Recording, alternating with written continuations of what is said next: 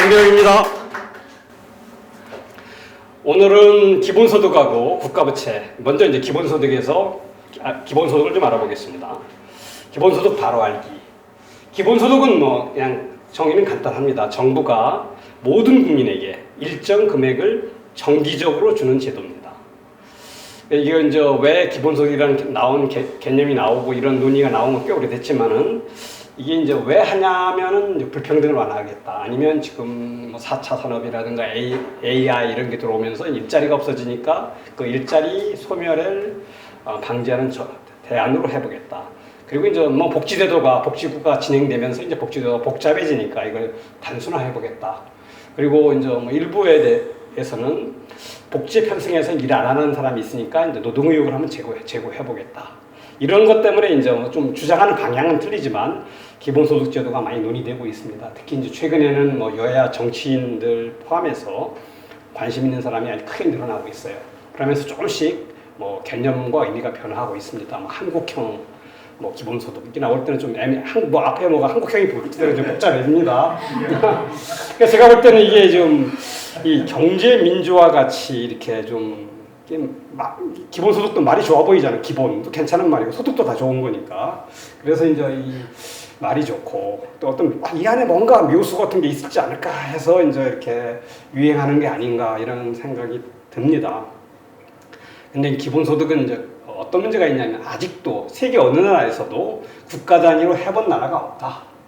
이게 지금 주 단위로는 미국에서 알래스카에서 뭐 이 석유 자금을 갖고 조금씩 하고 있는데 그것도 뭐 기본소득이라고 한 형태라고 볼 수도 있겠죠.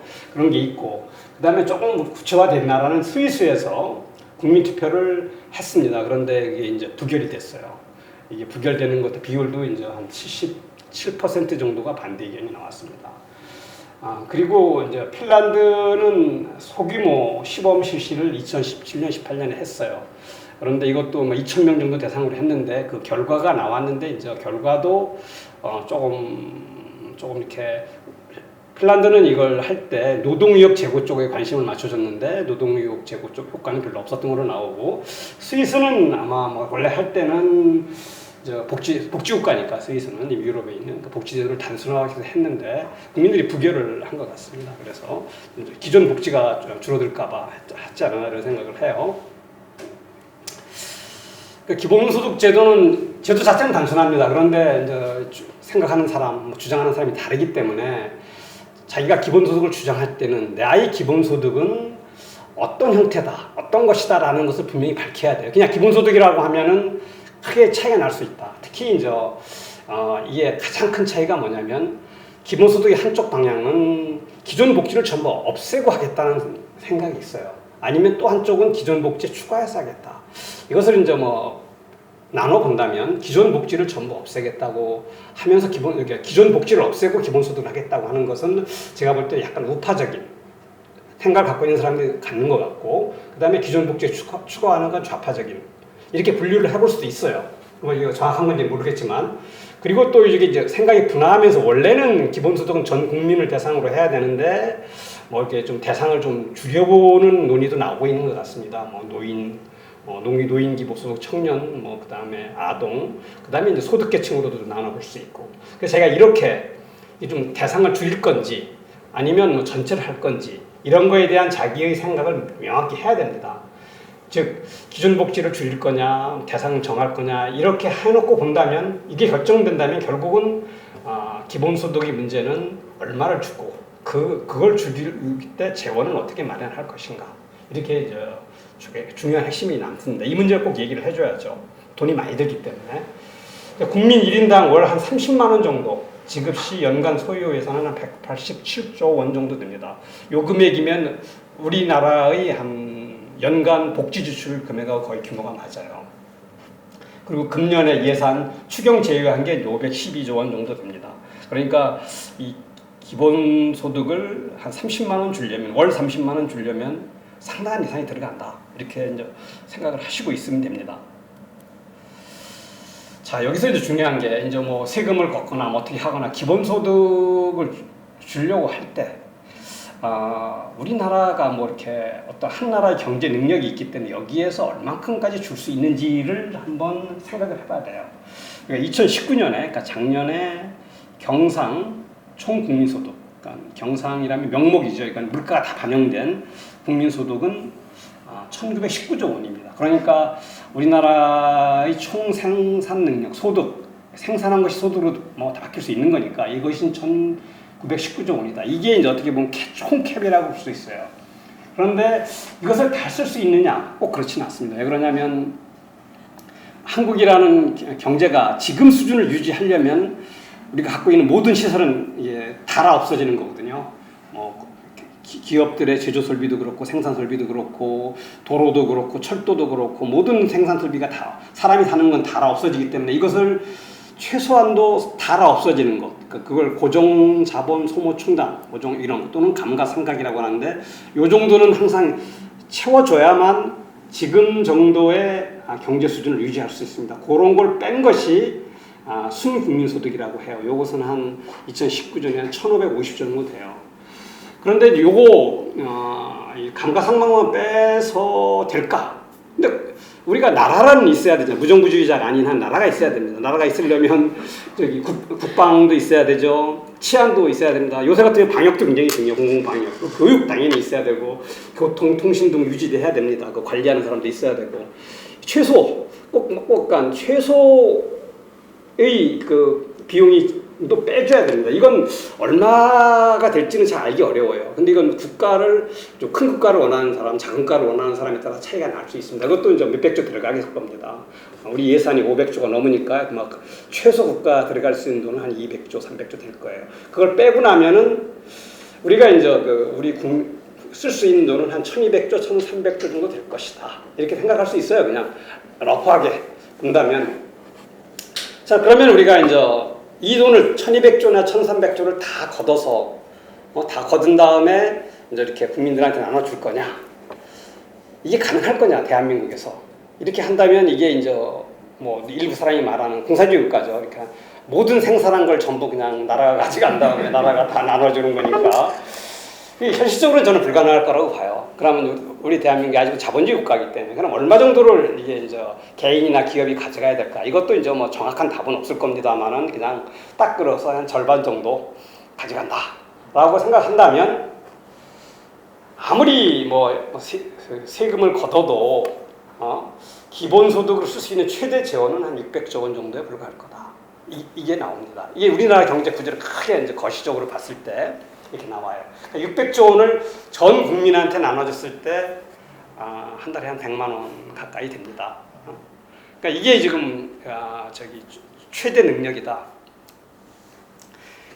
제가 좀 전에 스위스에서 국민투표를 했다고 그랬어요. 스위스에서 국민투표를 할 때 걔는 이제 거기는 이제 복지제도를 없애는 걸 상정하고 했을지도 몰라요. 그러면서 생각을 한 게 뭐냐면 1인당 300만 원 정도를 월 주는 걸 생각을 했던 것 같아요. 스위스가 1인당 국민소득이 한 9만 불 가까이 됩니다. 우리나라가 3만 불 정도 되니까. 그러니까 비슷하죠, 그죠? 우리 100만 원, 거기 한 300만 원. 그러니까 스위스도 이렇게 해서 아마 나오지 않나 생각되는데 근데 잘 모르겠습니다. 그러니까 결국 우리나라가 줄 수 있는 돈은 탁탁 털어서 나라를 유지하고 줄 수 있는 돈이 한 100만 원이다. 이렇게 생각하시면 됩니다. 그러면 이렇게 했을 때 그 예상 효과와 실현 가능성을 한번 살짝 짚어보겠습니다. 이렇게 준다면 국민들이 일시적으로 굉장히 기쁠 거예요. 행복하고 그 핀란드에서 시범 실시했을 때 국민들한테 결과하고 받은 사람들한테 물어보니까 받으니까 다 좋더라고 얘기합니다. 뭐 좋은 거죠. 그런데 이제 중요한 게 월 100만 원 국가의 최대민이 월 100만 원을 받으려면 우리가 이제 군인 경찰 같은 거 이런 거만 딱 제외하고 모든 공무원도 없어져야 되고 그러니까 하여튼 뭐 대부분 다 없어져야 돼요. 아주 꼭 필요한 것만 빼고 국가가 요구하는 그러니까 대부분 그다음 복지도 다 사라지는 거예요. 이게 바로 이제 우파적인 기본소득인데 이것이 이제 국민들이 받아들일 수 있을까? 이건 불가능한 거죠. 그러면 이제 결국은 타협할 수 있는 게 현 정부가 돌아가는 수준을 유지하고 그 다음에 이제 그 복지 수준, 현재의 복지 수준인 의료보험이나 뭐 실업급여나 그 다음에 아동수당이나 뭐 이런 노인 기초노령연금이나 이런 걸 유지하면서 한다면 한 30만 원 정도는 줄 수 있을 것 같아요. 최대한. 그런데 이제 뭐가 문제냐면 보통 우리 복지를 많이 할 수 있다고 하는 주장하시는 분들은 우리나라 복지 지출이 이제 OECD 평균의 절반 수준이다 이렇게 생각을 하는데 제가 볼 때는 그 OECD 다른 선진국들은 이미 경제가 이렇게 딱 안정된 국가예요. 우리나라는 지금 어떻게 되고 있냐면 고령화가 굉장히 빠르게 진행되고 있고 경제는 과거에 굉장히 좋았다가 계속 위축되고 있어요. 그렇기 때문에 아무 조치를 안 하고 가만히 있어도 지금처럼 있어도 한 10년이나 20년 후에는 우리나라의 복지 지출 수준은 그냥 OECD 평균에 가요. 저절로. 그렇기 때문에 이제 1년, 2년 지나면서 논쟁하다 보면은 뭐 룸이 줄기 때문에 제가 볼 때는 현실적으로는 원래 한 10만 원 정도를 줄 수밖에 없지 않을까. 그러면 한 30만 원에서 10만 원 정도를 줄 수 있을 텐데 이 돈으로 어떻게 뭐 기본소득이라 할 수 있는 기본 생활이 될 것인가? 이건 좀 아닌 것 같잖아요. 근데 이 돈을 받았을 때 이제 사람들이 어떻게 행동할까에 따라서 이제 경제에 미치는 효과는 달라질 것 같아요. 어찌됐든 이게 이제 기본소득, 모든 국민한테 일정액을 주는, 정기적으로 주는 국민소득은 행정 편의성은 굉장히 높습니다. 왜냐하면 그냥 국민들한테 계좌번호 하나 받아놓으면 그냥 쫙쫙쫙 쏴주면 되니까 뭐 이건 복지실이 이렇게 점검할 필요도 없고 굉장히 편한데 그런데 이제 결국은 이 복지라고 하는 이유 중에 하나가 큰 게 이제 소득 재분배 효과고 두 번째는 소비 증대 효과인데 이건 그냥 상식적으로 봤을 때 모든 국민한테 주는 것보다는 어려운 사람한테 주는 게 소득 재분배 효과가 높은 건 너무 당연하죠. 뭐 그냥 상식으로. 그다음에 소비 증대 효과도 너무 당연한 거잖아요. 그죠? 뭐 어느 정도 소득이 많은 사람은 저 받아도 소비에 전혀 영향이 없습니다. 왜냐하면 뭐 돈이 있으니까 그 돈 받으면 그 돈 더 쓰고 나서 나중에 내 돈 쓰면 되니까 영향이 없어요. 그래서 이걸 그냥 받아들여 줘야 돼요. 뭐 물론 소득 재분배 효과가 하고 소비 증대 효과가 있긴 있어요. 기본소득. 그렇지만은 그 돈을 복지로 썼을 때보다는 적을 것이다. 크게 적을 것이다라는 것은 받아들여야 된다. 근데 이제 문제는 요건 뭐 그냥 나는 노동시장은 어떻게 될 것인가 이게 중요합니다. 이걸 바꾸더 사람이 열심히 일을 한다면 더 노동시장에 적극적으로 참여한다면 사실은 또 해볼 수 있다고 생각해요. 그런데 이것도 지금 저는 더 심해질 것 같아요. 이게 이제 사람들이 어떻게 행동할까에 따라 달라질 텐데 이게 우리나라의 노동시장의 문제점이 그대로 여기 나타나 있어요. 왜냐하면 한국의 노동시장은 보상체계가 왜곡돼 있어서 이렇게 좀 편하고 좋은 직장 뭐 어떤 시험을 봐서 들어가건 뭐 아니면 선거를 통해서 뭐 당첨이 되건 뭐 어떤 뭐 로또로 당첨이 되건 간에 이 좋은 직장들을 편하고 힘 있는 직업이 보수가 어렵고 위험하고 뭐 땀 흘려야 되는 직장보다 굉장히 많아요. 이렇기 때문에 자기가 이제 이 기본 소득이라는 게 조금씩 들어오면 사람들이 어떻게 반응할까? 제가 볼 때는 그냥 어렵고 힘든 일을 나가서 하려고 하는 사람은 더 줄 것이고 그냥 더 좀 어떤 정치인이 말씀하셨죠. 좋은 집에 태어나면 뭐 5년이고 10년이고 이렇게 좋은 직장에 들어가기 위한 준비를 할 수 있잖아요. 자기도 이제 이 대열에 껴들어가는 거죠. 껴들어가서 결국은 이렇게 취준생만 더 늘어나고 노동시장의 왜곡은 더 심해질 수 있지 않을까. 이렇게 생각을 합니다. 이건 또 좀 더 봐야 알겠지만 이게 좀 추정이 될 것 같아요. 그래서 제가 생각할 때는 이 상식에서 봤을 때 굉장히 이상한 이론, 뭐 그냥 좀 주장은 이 사입일 가능성이 굉장히 크다라고 생각을 합니다. 이건 제가 한 얘기가 아니고 아인슈타인이 한 얘기입니다.